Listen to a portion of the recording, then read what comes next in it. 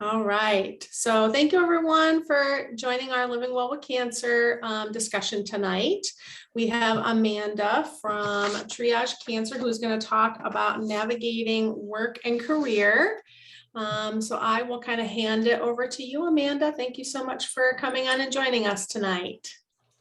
Thank you, Jen, and thank you to everyone who is joining in this evening. I see it's a small group, and I don't want to, I'm not an overly formal person. I'm happy to sort of hear from each of you if you have questions, but I do have a presentation that I'll sort of get into using the slides. As Jen mentioned, I dropped a link into the chat. Every time you see like a link that I mentioned on one of the slides, I compile them all there in one place to try and make it easy for you. So I want to take a few minutes before I get into the heart of our conversation about navigating work in cancer to introduce you to Triage Cancer, the organization that I'm with.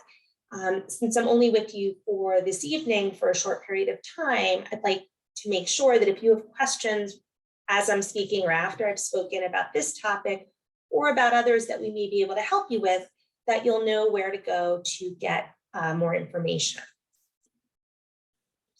Sorry, there we go. So Triage Cancer is a national nonprofit organization that provides free education on legal and practical issues that can impact folks who are diagnosed with cancer and their caregivers. And we are very proud of the fact that all the services we provide are free of charge because we strongly believe that someone's financial circumstances should not be a barrier to them getting important information to help them navigate through their diagnosis. We provide education in a number of different ways, one of which is through our signature Triage Cancer conferences. These conferences are one-day events. They're open to anyone with an interest. So we have folks attend who have been diagnosed with cancer, caregivers, social workers, nurses, patient advocates, really anybody with an interest. We're actually doing our first conference of this year, this coming Saturday, and it will be online, but we're crossing our fingers that we will be back to doing some in-person events starting this fall, and we're doing a conference, or it's planned for Chicago on October 1st. Basically, the conference is, as I said, it's a one-day event where we spend time talking about key information for navigating practical issues, for minimizing financial burdens, and overall for trying to reduce stress. In addition to our conferences, we host a monthly webinar series. Each month is a different topic. You can see a sample of some of the upcoming topics on the slide. And if you're ever interested in one of these topics, but you're not able to attend on the day or at the time it's planned, we do record each of the webinars and we post the recordings a few days after doing the webinar live. So for more information about any of our events, registration information as well, you can visit our website. In addition to events, we create a lot of materials to try and help people learn about topics of interest. So this slide is a sample of the many quick guides, checklists, and worksheets that we've created around topics that are popular, including things like health insurance, employment issues, estate planning, and much more. The quick guides are all relatively brief written introductions or summaries of these topics, and you can download any of them for free on our website. For those who are looking for more than just a brief written introduction, we have developed a number of practical guides to cancer rights. These focus in on the topics of employment, insurance, and finances. And in addition to our original guide, we have guides that are specific to the young adult community, to the caregiver community, and to seniors. When you visit our website, we arrange our resources in a number of different ways to try and be helpful. One of these ways is by topic. Another is by location. So if you go to our state resources page, you will see this map. You can click on any of the states, depending on where you're located. I'm guessing for all of you, it's New York, but just in case you are looking somewhere else, when you click on the state, you are linked through to a page that has all of the relevant state offices and program contact information that we think may be valuable for you. We also maintain charts of various state laws. So many of the laws that I'm going to speak about this evening and that are going to be relevant for folks with cancer are what are called federal laws, which means they are the law in all 50 states. However, each state may also have laws that are relevant for you. And so in this section of our website, you can go and look up the state that you are interested in and find out whether there are additional laws that you may be able to take advantage of. We recognize that not everyone learns in the same way. Not everyone is a reader. And honestly, even if you are a reader, when you're going through treatment, sometimes you don't feel much like reading. So we have tried to create a lot of resources in alternative formats. One of the most popular of these has been our animated video series. These are pretty short. They're like 5, 6, 7 minutes long max. They're available in a few different languages. And a couple of the ones that are very popular, especially when it comes to the workplace, are our video about dealing with side effects at work and our video about taking time off and paying for it. Also through our website, you can access a tool we developed called cancerfinances.org.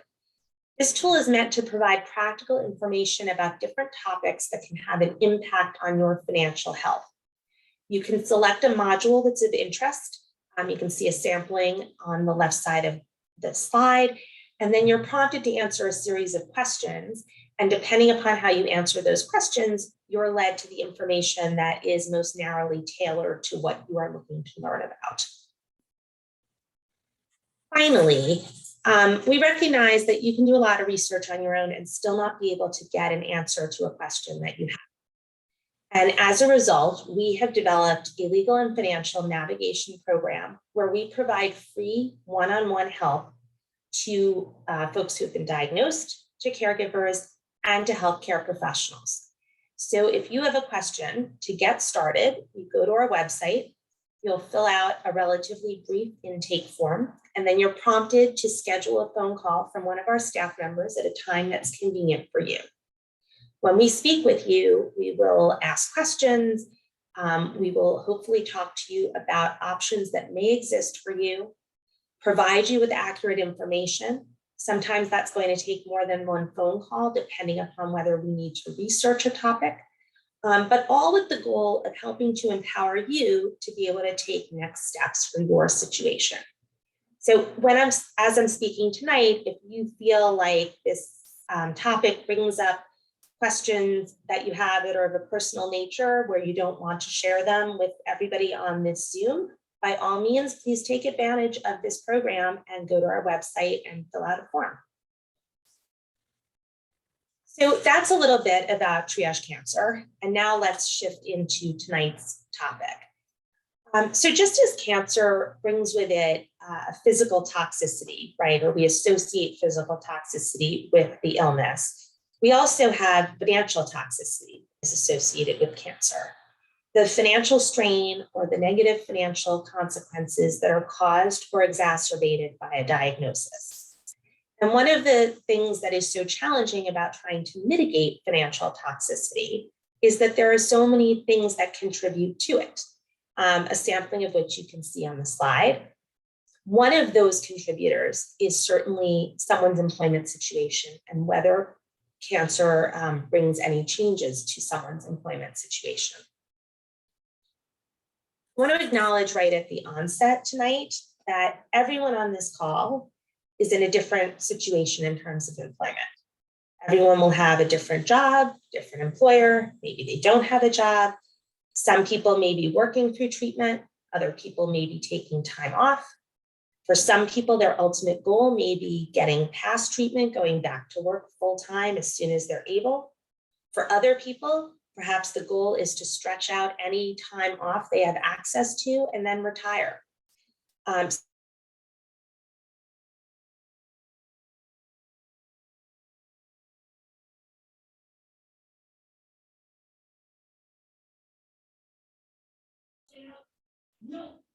Amanda, can you hear us? I think you froze. Can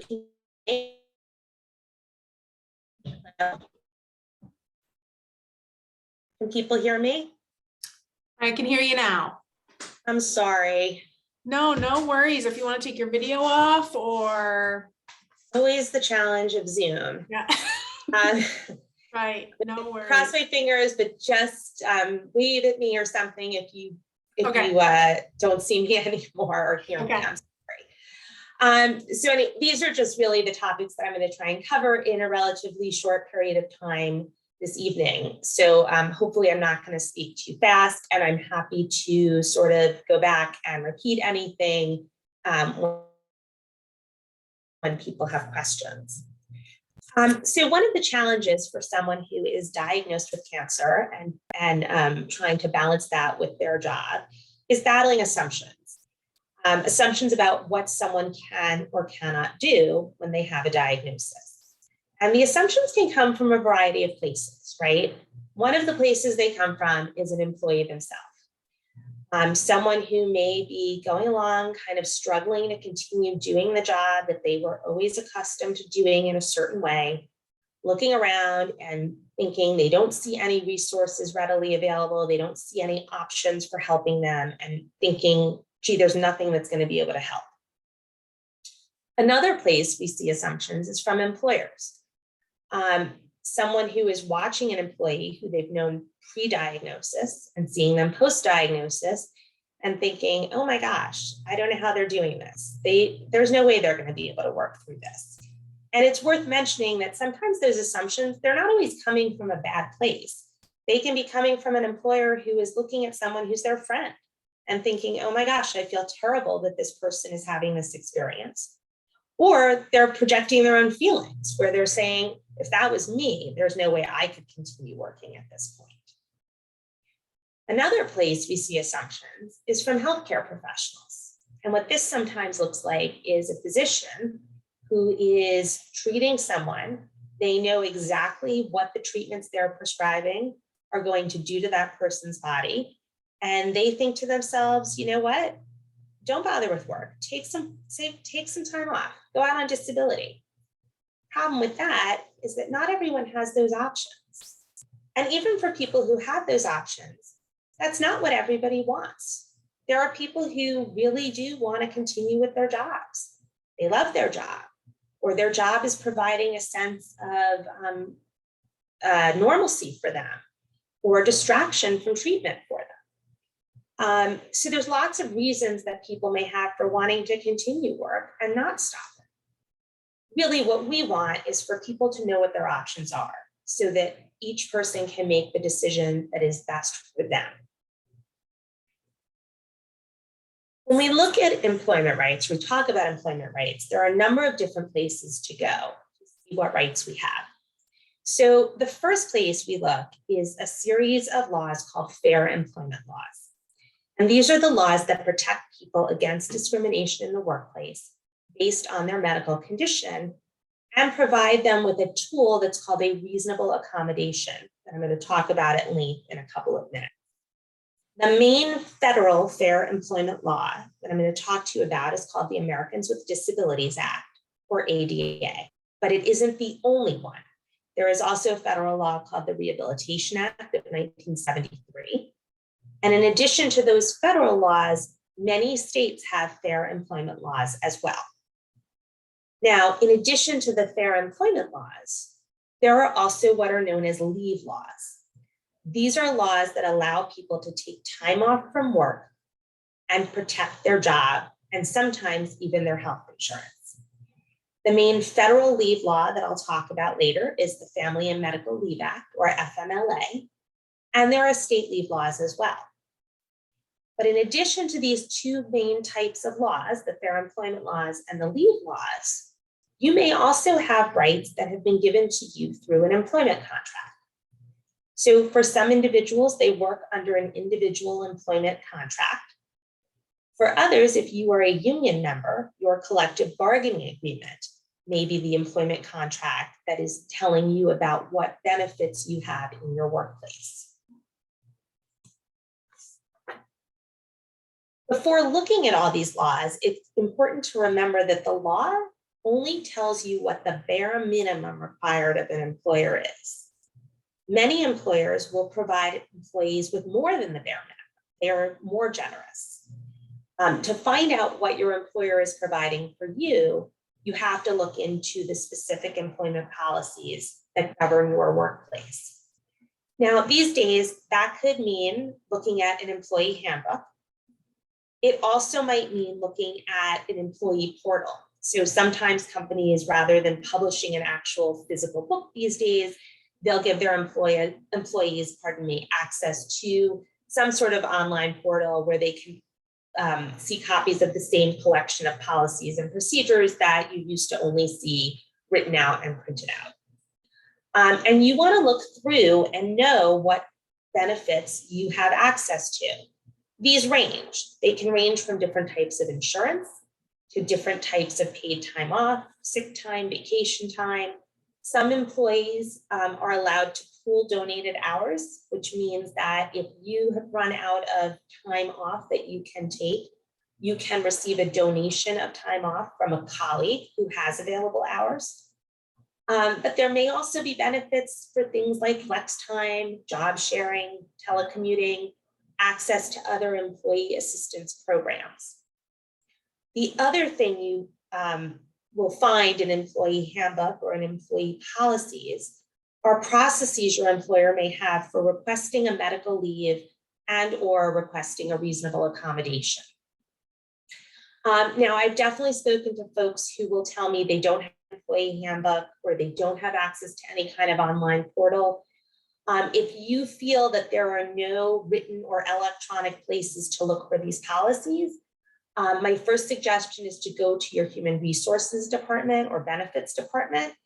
And if you don't have an HR department, to go to the person who handles payroll first and to start there in your looking for what benefits you have access to. Oh, I'm sorry. So I want to introduce you to Olivia. Olivia works as a cashier at a large supermarket chain, and she's been diagnosed with cancer of the tonsils and larynx. She decides to work through her treatment. She doesn't tell anyone at work about her medical condition, but she does take 2 weeks of vacation time to have surgery and recover. She's now in her 3rd week of chemo. She's having trouble with fatigue, limited in how long she can stand at one time. And also she has to constantly drink water because of the impact of treatment on her salivary glands. And as a result of all the water she's drinking, she has to go to the bathroom frequently. The supermarket doesn't allow employees to have beverages at the checkout stand, and Olivia is only allowed to take a break once every 4 hours. Olivia is wondering what to do. And I basically am using Olivia to set up a conversation about the ADA and reasonable accommodations. So I'm hoping that you can sort of keep her in the back of your mind as I speak for the next several minutes, and then we're going to revisit her and sort of see what happens in her situation. So the Americans with Disabilities Act is the federal law that prohibits discrimination against individuals with disabilities in a variety of contexts. A lot of people are familiar with the ADA because they know this is why their apartment building has a ramp out front, or why the movie theater has an elevator in it. But there is actually an entire section of the ADA called Title I that just deals with discrimination in the employment context. Title I is enforced by the Equal Employment Opportunity Commission, or EEOC. Now, not everyone is eligible for protection under the ADA.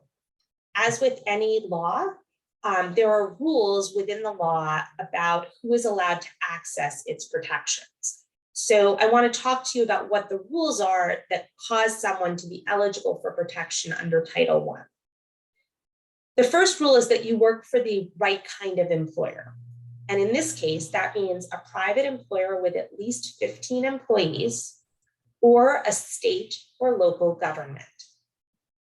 Employees of the federal government are protected under a different federal law. They're protected under the Rehabilitation Act of 1973, which is actually very similar to the ADA. In addition, for working for the right kind of employer, you have to be what's called a qualified individual. This means you can perform the essential functions of your job with or without a reasonable accommodation. And what that boils down to is really that you're qualified to do the job and you can perform its key responsibilities. The third requirement to access protection under the ADA is you have to have a disability as the ADA defines that word. It's worth noting that just to sort of be confusing, every time you see a law and it talks about disability, each law is going to have its own definition of that term. I'm going to talk in a second about how the ADA defines the term, but just bear in mind that you always want to be very specific when you're thinking about this and knowing what law, because each law's definition will differ. It's also worth mentioning that I understand that many people with a cancer diagnosis may not think of themselves as having a disability at all. They may think of themselves as being sick, having an illness, maybe temporarily being sick. I'm all for anyone describing what is happening to them in words that make sense to them and feel authentic to them. Having said that, I would encourage everyone not to get super caught up in semantics because you don't want to sort of miss out on protections that you may have access to just because you're not thinking of yourself as fitting within this definition. So under the ADA, a disability means a physical or mental impairment that substantially limits one or more major life activities. It's a little bit of a mouthful. So breaking it down, we start with a physical or mental impairment. And it can be a single impairment or it can be multiple impairments. When it comes to cancer, this doesn't mean the diagnosis itself. It can mean symptoms that you have or side effects from treatments. It can be things like fatigue, anxiety, lymphedema, neuropathy, chemobrain, nausea. All of those, or each of those, is a physical or mental impairment onto itself. Substantially limits, what that means is this isn't a one-off situation. It's not something minor. And major life activities mean things that people in the general population can typically do with little or no difficulty. And you can see a whole list of examples of those major life activities on the slide. And again, you can be substantially limited in one major life activity or in several major life activities. When we are looking to see if someone has a disability under the ADA, it is on a case-by-case basis. We look at a specific individual and how their situation, how their medical condition may be substantially limiting major life activities. It isn't a situation of just saying, oh, they have cancer, they must be disabled under this act.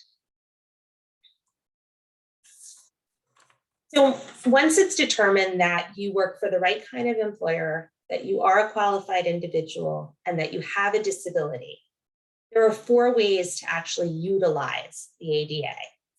And those are if you currently have a disability, if you have a history of a disability, if you are regarded as having a disability, which is actually a little more about what your employer perceives of you, and association with someone with a disability, and that is how caregivers get protection under this act. The ADA applies to all phases of the employment process, so you are protected by the ADA even as a job applicant.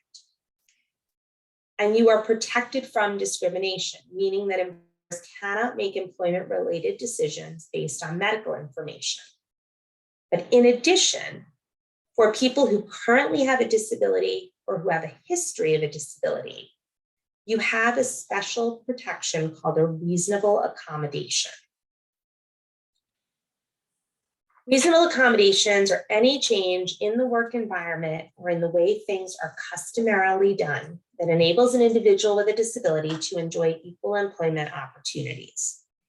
And I find that generally speaking, the easiest way to talk about reasonable accommodations for me is by using examples, because practically speaking, almost anything can be a reasonable accommodation so long as it is in fact reasonable and effective.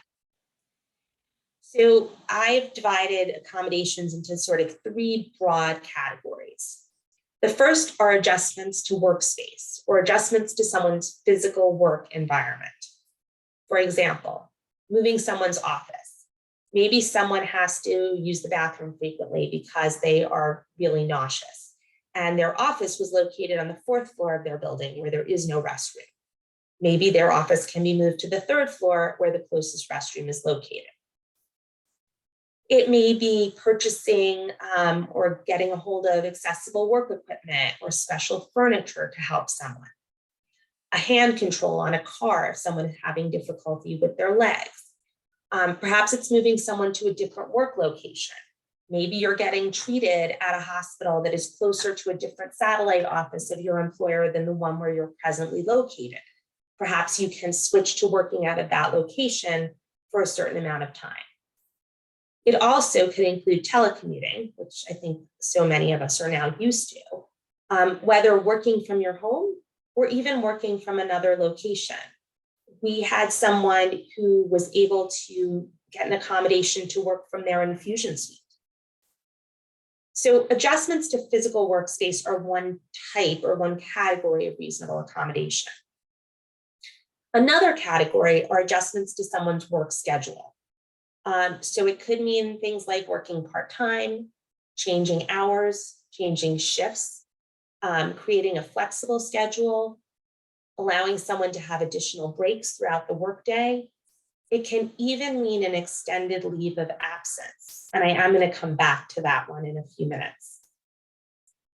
My third category on this slide is sort of the catch-all for other types of options, not adjustments to workspace or schedule. So one example would be use of technology. Maybe you are someone who sits at a computer all day and has to type a lot, but you're having neuropathy and having difficulty typing. Perhaps there is some sort of speak to type software that's available to help. Or perhaps you are having a lot of difficulty concentrating and drowning out background noise, and you can use a pair of noise canceling headphones. It could mean a change in workplace policy. So maybe you work retail or you work in a restaurant and you have to dress in a certain way. You always have to wear a short sleeve shirt, but you have a lot of temperature sensitivity. So a reasonable accommodation might be permission to wear a sweater or to wear a hat. An accommodation could be shifting job responsibilities. So perhaps you're a teacher and you're fine in your classroom sitting and working with your students, but you are fatigued often and have trouble moving around quickly. So once a week, you would typically have bus duty or have recess duty. Perhaps those responsibilities can be shifted to someone else at school. And the final accommodation I have up there is changing jobs. That's a little bit of an accommodation of last resort. An employer has no obligation to create a job for someone who needs an accommodation. However, if an employer has a job that is open, that the employee is otherwise qualified for, switching to a different job at your employer could be considered a reasonable accommodation. This slide is really just more examples of some common side effects we know employees with cancer have had, and some examples of accommodations that have been provided. What I usually like to do, though, when I see this, it's a reminder for me to mention a program called the Job Accommodation Network, or JAN. JAN is a program through the Department of Labor's Office of Disability Employment Policy. And it's their job to provide guidance and technical assistance to both employers and employees about reasonable accommodations. JAN has a great website. I put the link in the document that I linked to in the chat. But one of the most valuable parts of their website is called SOAR, S-O-A-R, or Searchable Online Accommodation Resource. And basically, it is a way to search based on experiences you're having. You can put in, for example, temperature sensitivity, if that is something you're experiencing. And SOAR will spit out a list of potential accommodations that they have seen people get when they are having temperature sensitivity issues. Not only will they give suggestions, but when it comes to specific products, like if one of their suggestions is a fan, they will actually give you specific fans that people have used with links to where you can purchase those fans. So it's a great place if you are feeling like you just have kind of hit your limit with creativity and you don't know what to do because you are having certain side effects and you just don't know the first thing about how in the workplace you would handle those. This is a good first place to go to get some ideas. Oops, sorry. A few more tips related to reasonable accommodations. So sometimes I find people don't really want to ask their employer for a reasonable accommodation. They feel like maybe their employer has been really helpful so far, or they haven't said anything to them about late a few times, and they're just reluctant to ask. The fact is, employers have to provide reasonable accommodation unless an accommodation would do one of two things. It would cause an undue hardship, which means it would require significant difficulty or expense, or if the accommodation would pose a direct threat, meaning substantial harm is significantly likely to occur. And those are pretty tough thresholds. Now, having said that, an accommodation does have to be reasonable. And not every accommodation, if an accommodation is reasonable for one employee in one situation, it doesn't mean it automatically is reasonable for every employee in every situation.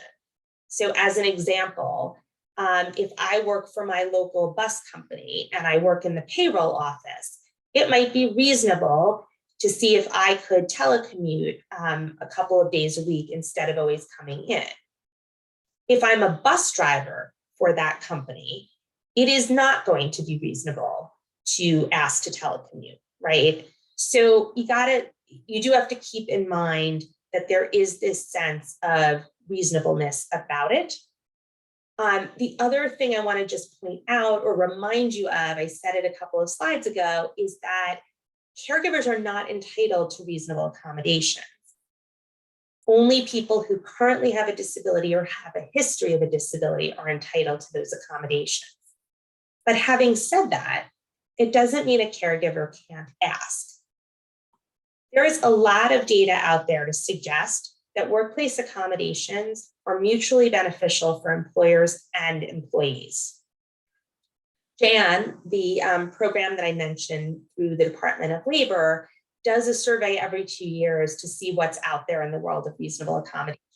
And in their last survey, they found that more than half of them don't cost anything. And then of the accommodations that do have a cost, typically it's a one-time cost and it's less than $500. So for a relatively low price, employers are able to retain employees. They don't have to go and train new people to do jobs. There's data that suggests the accommodations increase productivity, that they increase attendance. And so for all those reasons, when I do occasionally speak to a caregiver who feels like they could really use this sort of help in the workplace, we generally encourage people to ask, because the worst that happens is an employer says no. In terms of when you ask for an accommodation, our answer is usually as soon as you realize you need one. And the reason for that is that if you continue to work and struggle, and your employer has no idea that you have a disability or would have a need for an accommodation, your employer is able to take employment actions based on your actual work. And so if you're not actually getting your job done and your employer has no idea why not, then they may be able to take an adverse employment action. In terms of how you ask, there's no magic formula for this. You don't have to invoke the ADA. You don't have to use the words reasonable accommodation. You do have to let your employer know enough that they realize that you need an accommodation, though, and that you're not just asking for a favor. In terms of who you ask, again, the first place to check is whether your employer has a policy about this. If they do have a policy, follow it. If they don't have a policy, you can go to anybody in the workplace with whom you feel comfortable. Typically, we see people go to one of two areas. They either go to a supervisor or they go to human resources. Your request is must be kept confidential, but do keep in mind there are limitations to that. So what I mean by this is maybe you go to HR and you say, you know what, I'm having radiation. I'd really like to be able to come in late every Thursday for the next 8 weeks. And HR says, okay, that's fine with us. They're going to have to end up telling your supervisor though, because your supervisor is going to be wondering, where are you on Thursday mornings, and need to get coverage. So do keep in mind that there is some reasonableness about sharing certain information. Other things to keep in mind, you can get as many reasonable accommodations as you need. This is one of the reasons they're such a valuable tool to have. You don't have to find one magic solution to multiple problems. Also, reasonable accommodations can change over time as your needs may change over time. What someone needs post-surgery may be very different from what they need while they're undergoing chemo, which may be very different from what they need once they're undergoing radiation. Essentially, asking for an accommodation is supposed to launch the beginning of what the EEOC calls an interactive process, a conversation, a back and forth between the employer and the employee about what the employee needs, what the employer can offer, and to continually monitor that and make sure whatever they decide upon continues to be effective. Oh, I'm sorry. So going back to Olivia, does anyone want to, I don't know if people want to share or they don't have to, but have ideas about things Olivia could ask for as a reasonable accommodation to help her out for her situation?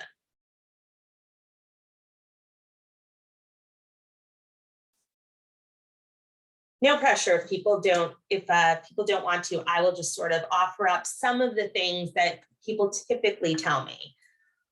They will mention, how about getting permission to have water at the checkout stand? How about getting a stool at the checkout stand?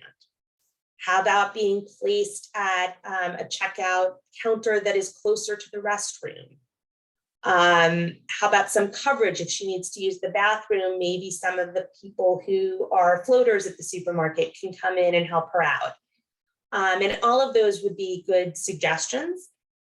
Olivia, I like Olivia because she's a real person. These facts are based on an actual court case from a number of years ago. And Olivia actually had very good luck with her employer. She went to the employer and the employer accommodated her. They gave her the stool. They said, you can have water at the checkout. And her manager was terrific about it and said, listen, if you need to go to the bathroom, you ring the bell for me and I'll cover for you. And this worked really well for Olivia for about a year. And at the end of that year, Olivia's manager left and a new manager came in. The only problem was the company didn't communicate to the new manager why the fact that Olivia had these accommodations. And what ended up happening was an unfortunate incident where Olivia needed a break and the manager kept putting her off, saying, oh no, we're getting a delivery, I can't do it. And Olivia ended up having an embarrassing situation at work, had an accident. It was very traumatic for her. And then shortly after that, she ended up leaving her company and filing a complaint with the EEOC. The EEOC thought this was a great case to take. And they actually came in and sued her employer on her behalf. And they did that because, in part, because they said, look, here's a huge company that knew what it was supposed to do. It actually accommodated her needs. But then, as a result of poor communication within the company, they went back on what they were supposed to be doing. And so, again, in this case, the EEOC took action and the case was decided in the employee's favor to the tune of several $100,000.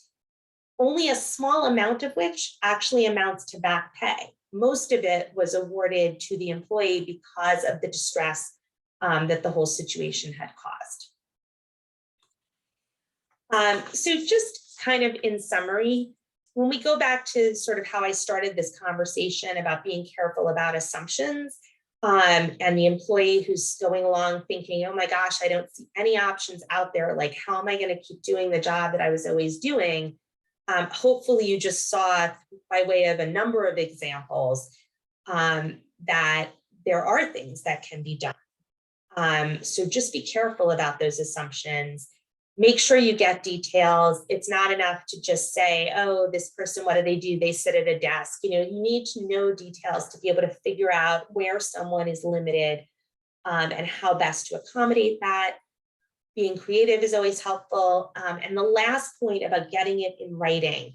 So it's not that all these conversations have to be written down or formalized in a super specific way, but it can be helpful even if the writing part of this is an email that you shoot to your boss after having a conversation that says, dear so-and-so, thanks for talking this morning. Just wanted to confirm, starting on Friday, I'm going to be leaving early at 3 on, at the end of each week or whatever it may be, so that you do have something should there be changes in management. Because problems we see often come, unfortunately, from misunderstandings or from lack of communication. So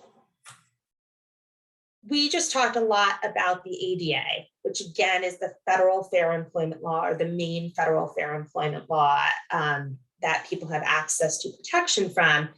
But many states have fair employment laws as well.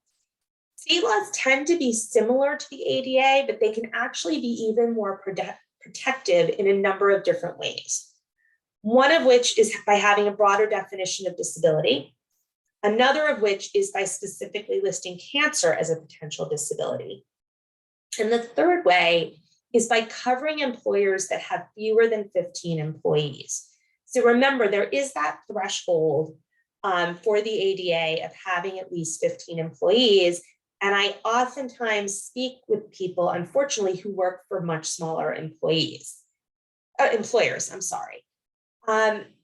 If you look on our charts of state laws, we do keep track of what each state says in terms of a number of employees to be eligible for protection under state fair employment laws.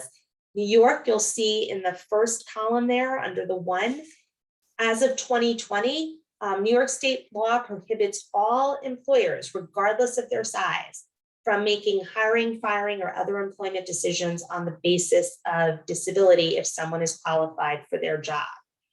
So that is very good news in New York, and you can see in many states, you can be eligible for protection, even working at very small employers. So switching over from the fair employment side of things to the leave law side of things, the major federal leave law is called the Family and Medical Leave Act, or FMLA, and it's enforced by the Department of Labor's Wage and Hour Division.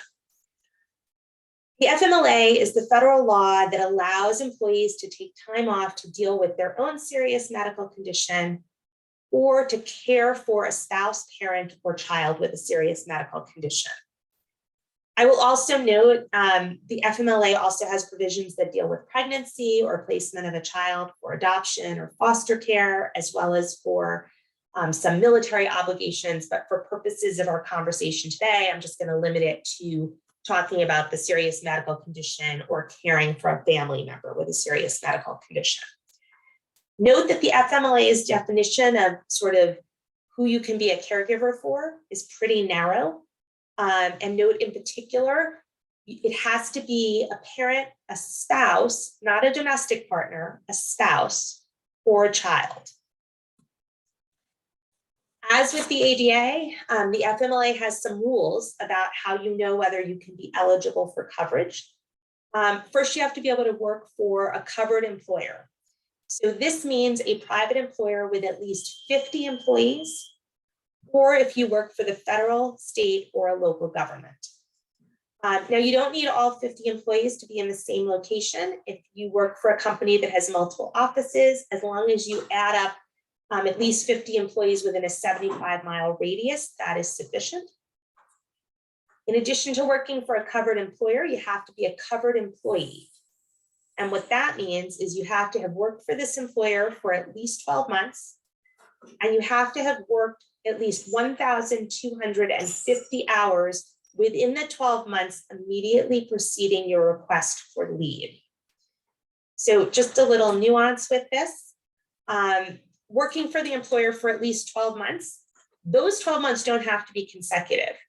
So if you work for an employer seasonally, maybe you work there every summer for 3 months. If you've worked there, if you add 3 months last year to 3 months the prior year, you can go back as long as 7 years to get together the 12 months necessary to qualify. However, in addition to having been there for at least those 12 months, you do need to meet this hour requirement within the 12 months immediately before you ask for leave. And when you're looking at that, you only count hours that you physically work. You don't count breaks or vacation time or travel time. What do you actually get from the FMLA? What it allows you to do is take up to 12 weeks of leave per year.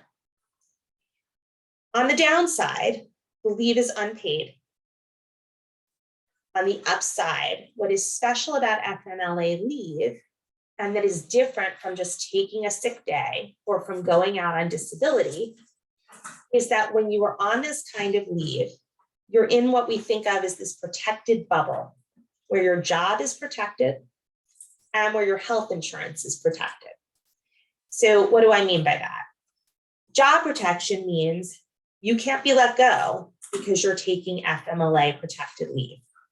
And when you return to work, you have to be reinstated to the same or a substantially equivalent position, meaning same benefits, same salary, same responsibilities. Also, while you are out on FMLA leave, changes can't be made to your health insurance. So if while you are actively working, your employer pays half of your health insurance premiums and you pay half, that same situation has to be maintained during your FMLA leave. Again, when you are just taking a sick day or out on short-term or long-term disability, your job is not protected, nor is your health insurance protected, unless your employer has a policy that says it will protect those things during those types of time off. The FMLA is actually a pretty flexible statute. So your 12 weeks, you can take those in a whole bunch of different ways. It doesn't have to be just a one-shot 12 weeks off at one time. You can take 2 weeks here and then 2 days off there. You can even take the leave intermittently, meaning that if you might not know you're going to need it, but if you're not feeling well one day, you call in sick, but you say that you are using that time as FMLA leave because you want the job and health insurance protection. Deciding the year period. So just to make things a little complicated, the FMLA has a few different ways that someone can define the year in which you get your 12 weeks of leave. There are 4 different ways to calculate it. Your employer gets to choose which way it does, but it has to use that same choice for all of its employees. And so oftentimes if I speak to someone and they talk to me about they want more leave time or they're not sure what to do, they want to take leave. And one of the first things I will ask them is, well, how much leave have you already taken this year? And do you know how your employer calculates the year? And usually people don't know that. Sometimes it's written out in employment policies or in an employment handbook, but most often someone has to go back to their HR department and find out. The choices are, it can be a calendar year to make things simple. It can be a year rolling backwards from when you asked for leave. So if in those instances, like if I ask for leave today, my employer goes back 12 months, they see how much leave I've already taken, they subtract that from the 12-week total, and I get the balance going forward. Another option is a year rolling forward. So starting today, I asked for leave, I'm going to get 12 weeks, beginning with the time I asked for today. And the fourth option is any other fixed 12-month period. So for example, maybe my employer uses a June 1st fiscal year and they like to do all of their benefit calculations in accordance with that. I know it seems like another one of these needless sort of legal things to have to deal with. Unfortunately, it is, but the good news, again, is that the employer makes the decision once and applies the same standard to everybody. In terms of asking for the time off, there is a requirement to give notice under the FMLA if your need for leave is foreseeable. So if you know you need surgery in August, you're expected to give at least 30 days notice of that. However, of course, in the case of cancer, a lot of times your need to take leave is not going to be foreseeable. And in those circumstances, the obligation is, generally speaking, just to give as much notice as you practically can, even if that's just a day or two. It's notable that employers cannot make employees use up their paid time off, their vacation time, or their sick leave before they can use FMLA leave. The reason for that is an employer cannot make you use unprotected time in order to reach a time where you can use protected time. They have to allow you to use this protected leave if you are eligible. Employers can, however, require you to use your paid time off or vacation or sick leave concurrently with FMLA leave. And if they don't require it, you can request it if you want to use that paid time off for part of the time that you will be out. Finally, the Americans with Disabilities Act can work with the FMLA or even instead of it. So what do I mean by that? Well, for starters, you might want or need more than 12 weeks off from your job. And if you do, after you have exhausted any of your FMLA leave, you can ask for additional time off as a reasonable accommodation. You might remember that back from the slide where we talked about making changes to someone's work schedule. And courts have upheld an extended leave as reasonable, generally speaking, so long as the leave request is for a defined amount of time. So where courts can block is if you just say to your employer, I need time off, I don't know when I can come back.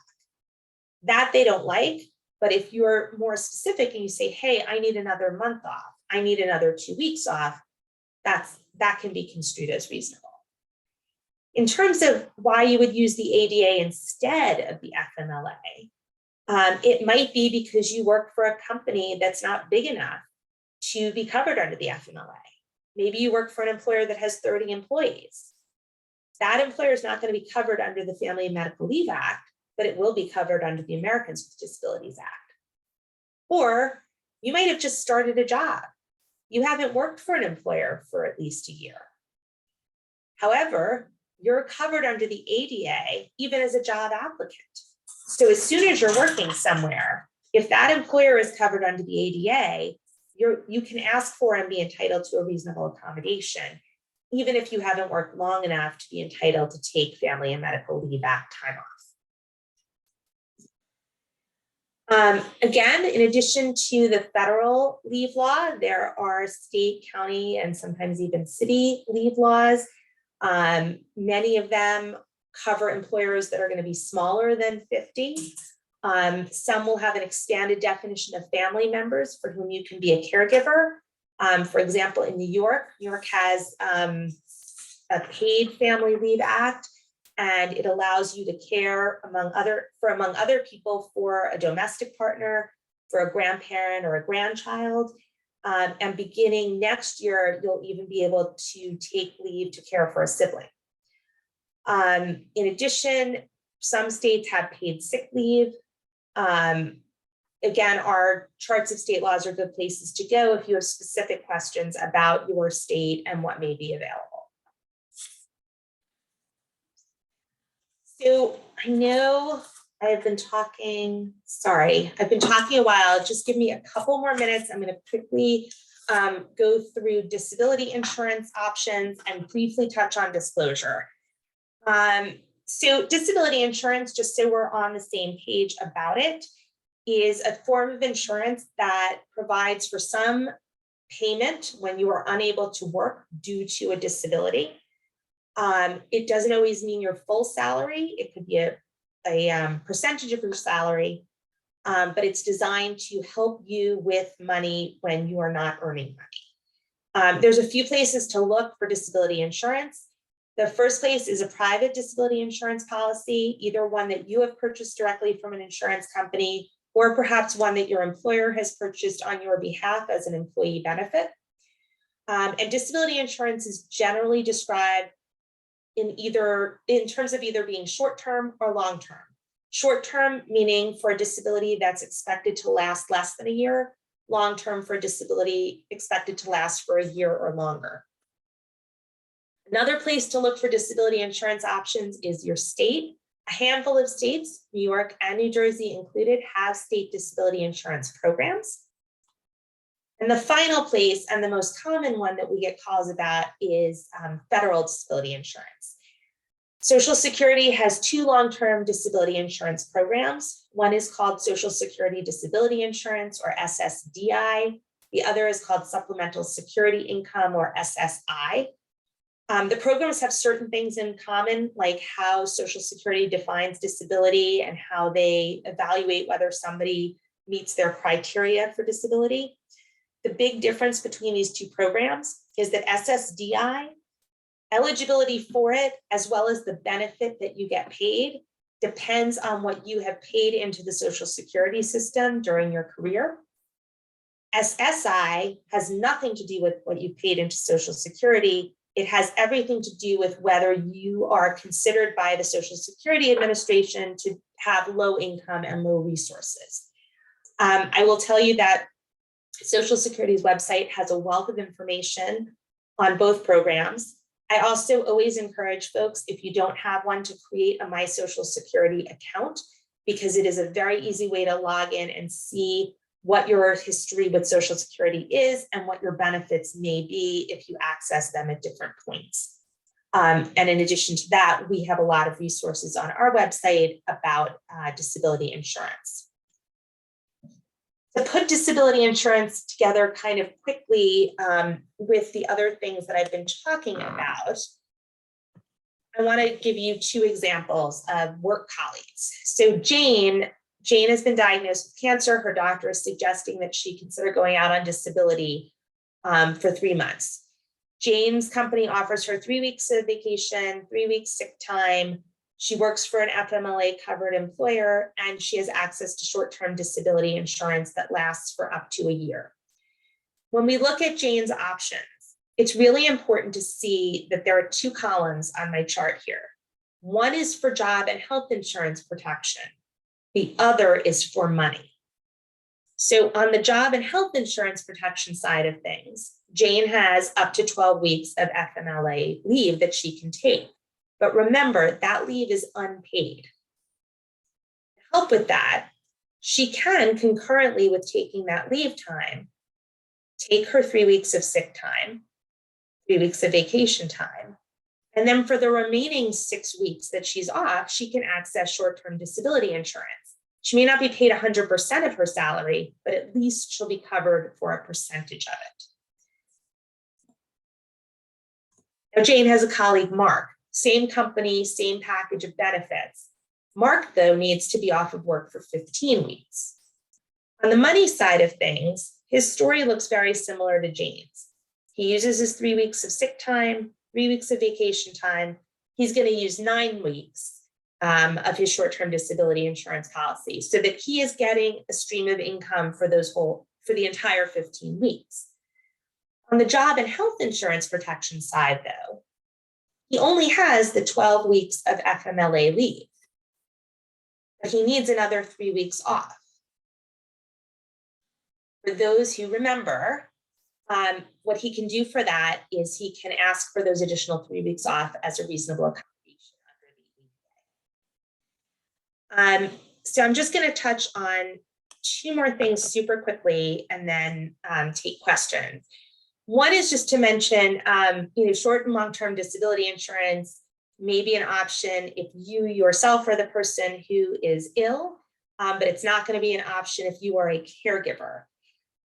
It is, of course, really hard for caregivers to take time off and not have a way to get money coming in.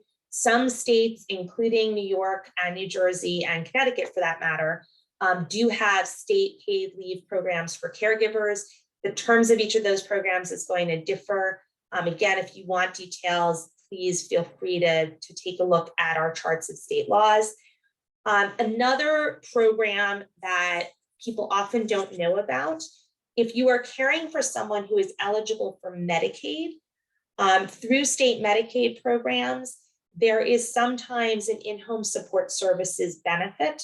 What I mean by that is if you are acting as a caregiver for someone who is Medicaid eligible, and that person is eligible for in-home support services, you, the family member, can actually qualify to be paid for providing those services.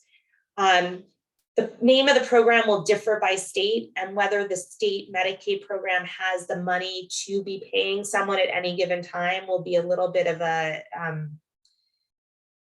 up for grabs depending upon the state. But in New York, Medicaid does offer this program. It's called the Consumer Directed Personal Assistance Program. And I like to just mention it because frequently people have just not heard about it. In addition, I just want to mention quickly unemployment, because this comes up sometimes from folks who ask me about applying for unemployment and applying for disability. I will just note for you that unemployment rules are going to differ by state. However, in general, when you are applying for unemployment benefits, you are typically certifying to your state that you are actively seeking work. When you are applying for disability benefits, you are typically certifying that you are unable to engage in work because of your disability. So those two things do not tend to be consistent with one another, and they are something to watch out for. Finally, I'm just going to end on the note of disclosure. Disclosure is obviously a super personal decision. Some people are open books. They tell everybody everything. They have no problem telling people in their workplace about what's going on with them. Other people, polar opposite, very private, do not want to say one more thing than they are absolutely obligated to say in the workplace. We have a lot of resources around disclosure. I've already been speaking for so long. I don't want to, I want to give people a chance to ask questions and to give you a break from hearing my voice, but I will just say that if you have concerns about disclosure, you have some choices and some options. It's not something that everybody has to do, or that you have to tell everybody necessarily about your diagnosis. You may have the ability, even in cases where you have to disclose some information, to be able to be more limiting in what you say. And with that, I'm going to stop sharing my screen. And thank you for being so polite and listening to me for so long. I know it's hard, and I know it's not the most exciting topic, but hopefully it is one that you found useful as you think about your own personal situations. And if anybody wants to share anything, ask questions, I'm happy to take that.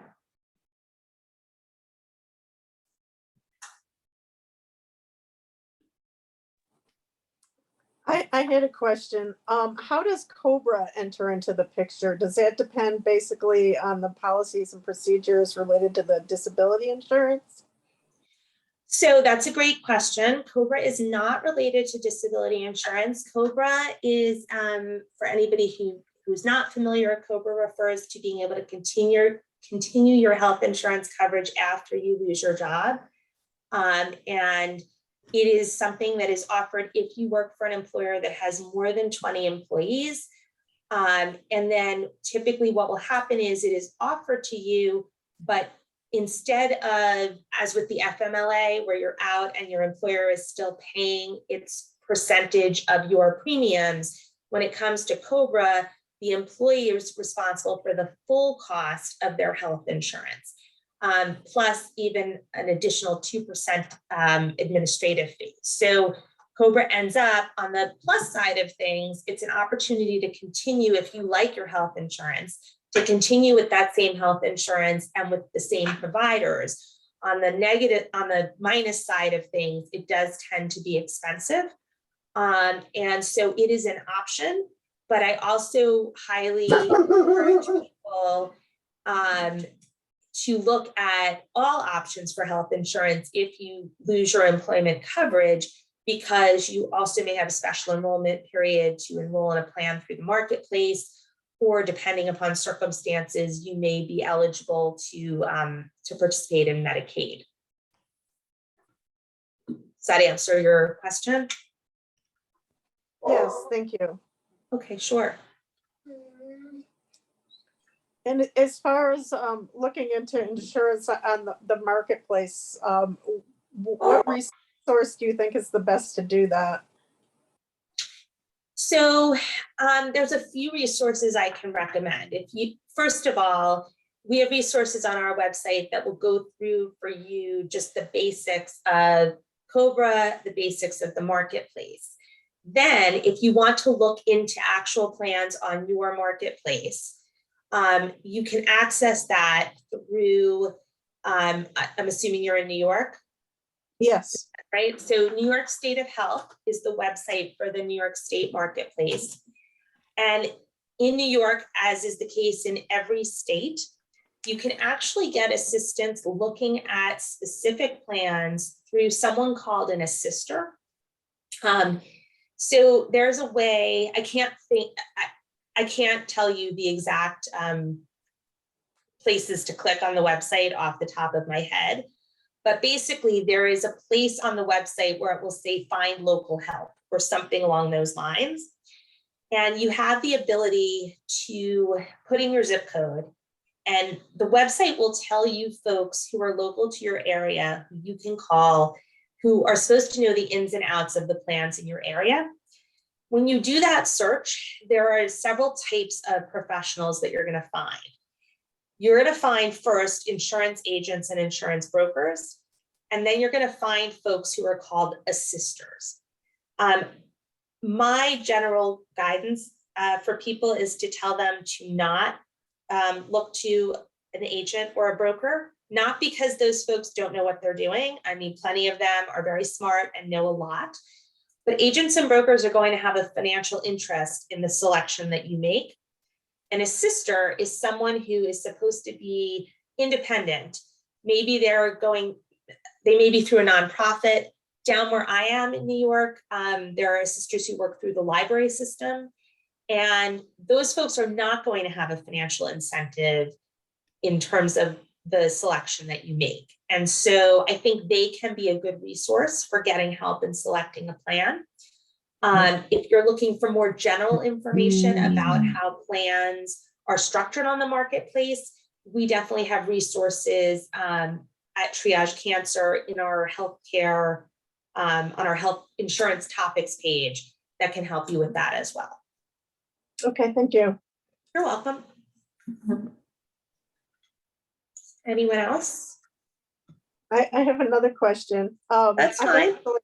I'm actually kind of coming up on my 12-week limit of family medical leave. And the chemotherapy has hit me very, very hard so far. And I haven't been able to work due to just debilitating nausea and fatigue. And also my job is very demanding. I've been in contact with my supervisor, and we haven't been able to come up with a solution that would work for both of us to work part-time yet. I'm about to switch chemotherapy drugs, and I don't know how I'm going to react to the new drug. At that point, would you suggest requesting additional time under the ADA? I mean, I think it depends on what it is that you want. If you feel that you need more time off because you feel like you cannot work at all and there's nothing short of having the additional time, then sure, I think that's a possibility. I think, as you were saying, like, since you don't know how you're going to react, maybe also keep an open mind and like take a look at the SOAR website that I was mentioning and see whether there are some other ideas people have come up with that are creative in terms of a flexible schedule, depending upon, I don't know what the nature of your work is, but depending upon how you're able to get your job done, or if, depending upon what the time constraints are, maybe something that, maybe it's not part-time, maybe it's just being more flexible with the time that you are in the office. And also having, hopefully, if you have a good relationship with your office, having that dialogue with the office about what their needs are and about what your needs are, to see where you can kind of come together on it.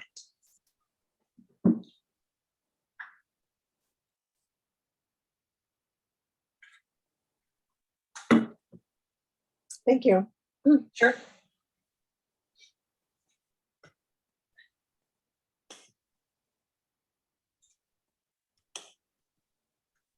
I don't know if there are any others. And again, I'll just remind all of you, if you, whether you asked a question right now or not, if you have other things that come to mind, and you are interested, you're more than welcome to reach out to us through our legal and navigation program, where we can sort of get into more detail about anything that is personal to your situation, and maybe take some time to see whether we can assist you in answering a question through the program.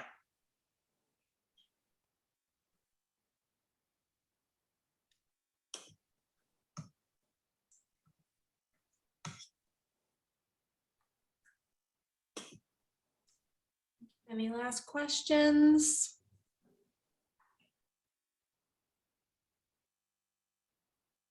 I don't want to cut anybody off if you're thinking.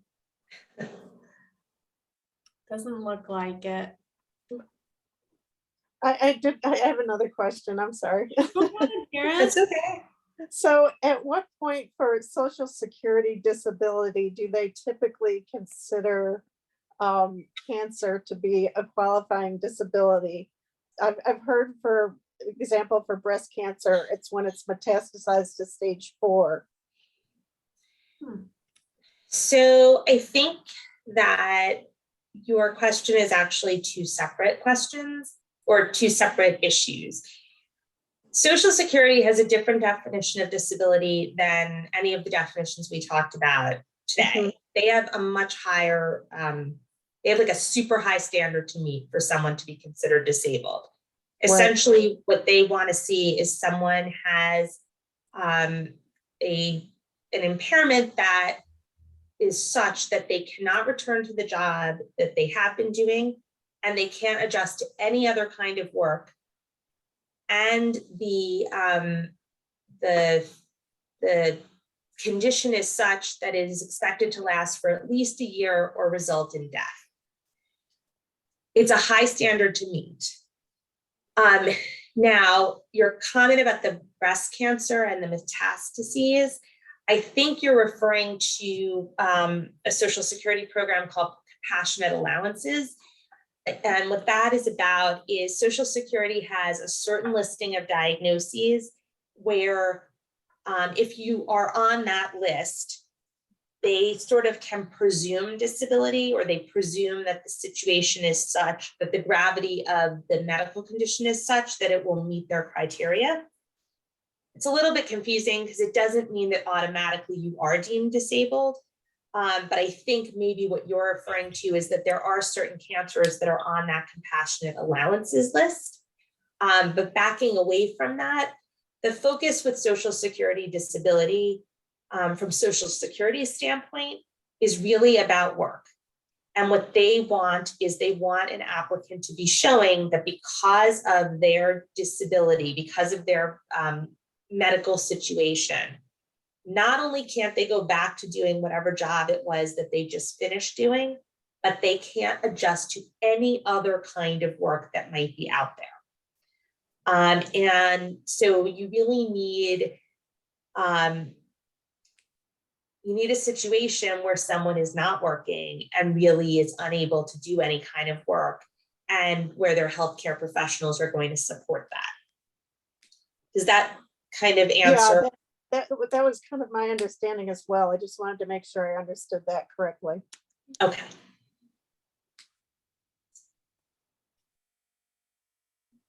Anybody else? Well, I want to thank Amanda. This has been really helpful. Oh, I'm glad. It was my pleasure to be here. And again, if there's anything that I didn't cover that you continue to have questions about or that was confusing, by all means, please reach out, make use of our website and our resources, make use of our legal and financial navigation program. It's what we do. It's why we're here. Thank you so much, Amanda, and thank you everyone for coming on. I will be sure to share the links and your website to all our folks. So thank you so much. Sounds good. Take care. Have a good evening, everybody. Take All care, right, thank you. Have a everybody. good night. Thanks. Bye-bye.